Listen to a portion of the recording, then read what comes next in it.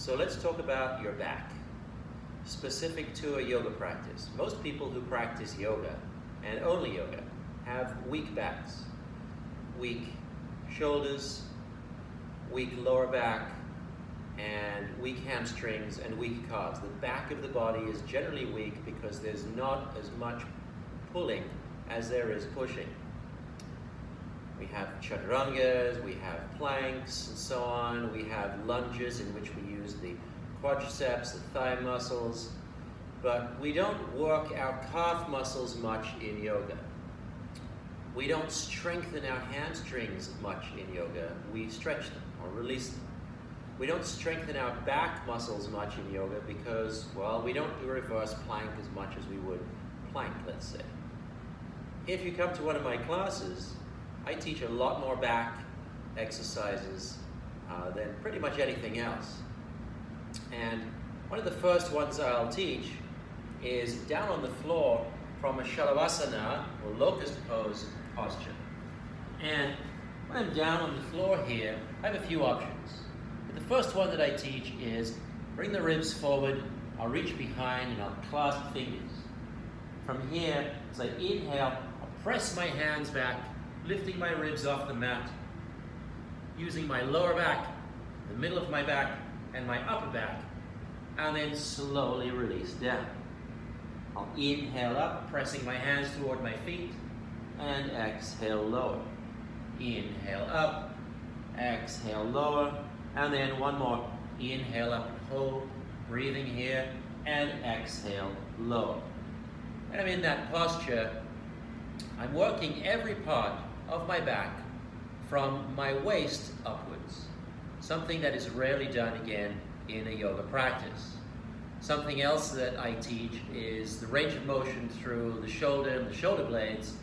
And while I'm down in this Shalavasana position, I'll bring my hands forward, make a diamond with my index finger and thumbs. From here, I'll sweep my hands back, not touching the floor, not touching my bum, and see if I can make a diamond with my index fingers and thumbs behind me without touching my bum. And then again, all the way forward. I'm moving my shoulders, my scapulae through a range of motion and working my entire upper back region.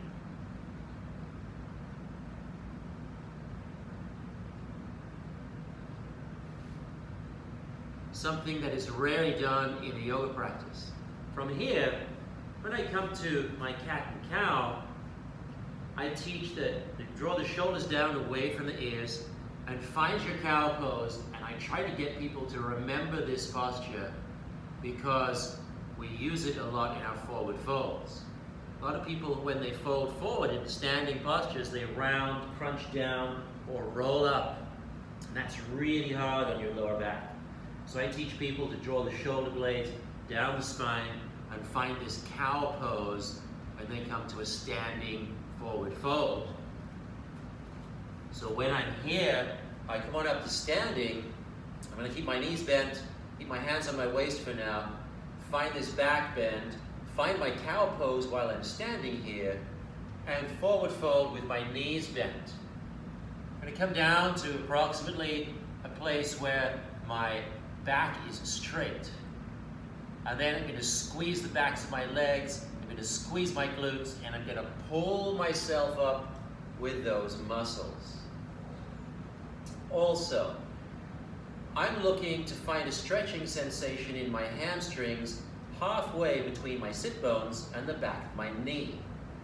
So I really want to feel this stretching sensation halfway down in the belly of the muscle, which is why we'll bend the legs in a forward fold. This also helps to protect the lower back. So what I'll have my students do is fold all the way down, relax all the way down, and play here with straightening both legs and bending both knees, and finding that spot where they can feel the stretching sensation halfway between the sit bones and the back of the knees in the belly of the hamstring muscles. If you straighten your knees too much, you can feel that stretching sensation in the back of your knees, and again, you've got pressure in your back and your lower back rounds, putting it in a compromised position. I bend the knees too much and I feel a little bit more stretching up by the sit bones. So I'm going to take this to the belly of the muscle. I'm going to pay attention to the angle of my legs, and I'm going to use that indefinitely.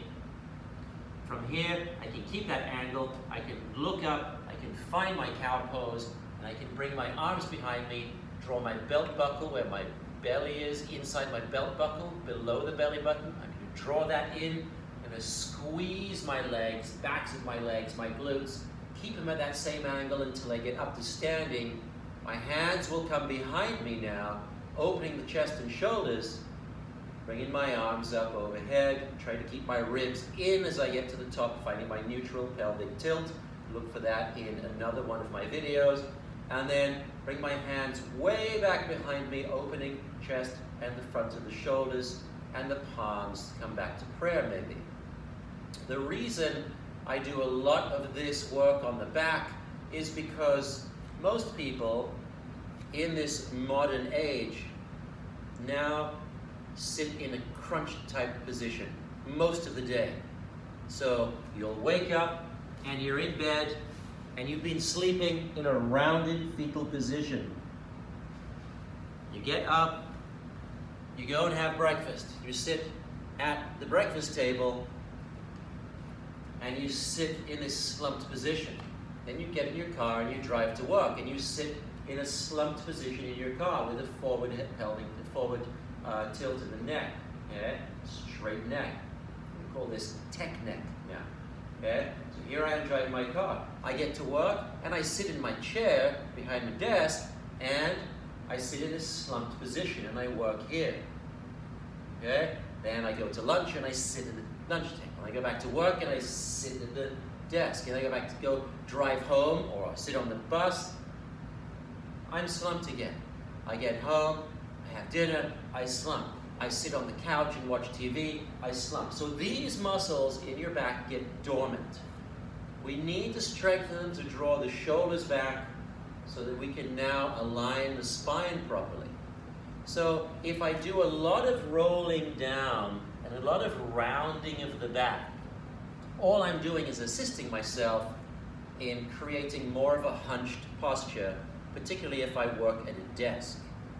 Something else that I don't do is I don't teach shoulder stand and I don't teach plow due to massive stress on the cervical spine, the back, your neck here, between where your bump is right here, your C7, and the base of your spine, your C1. What's happening to a lot of people is what, as I said, mentioned earlier, tech neck, forward tilt, right? I have this forward head posture and my neck is straight. What I want to try to do is bring the head back, draw the chin back, lift the chin slightly, so I have a 45 degree or a 42.5 degree curve in my cervical spine.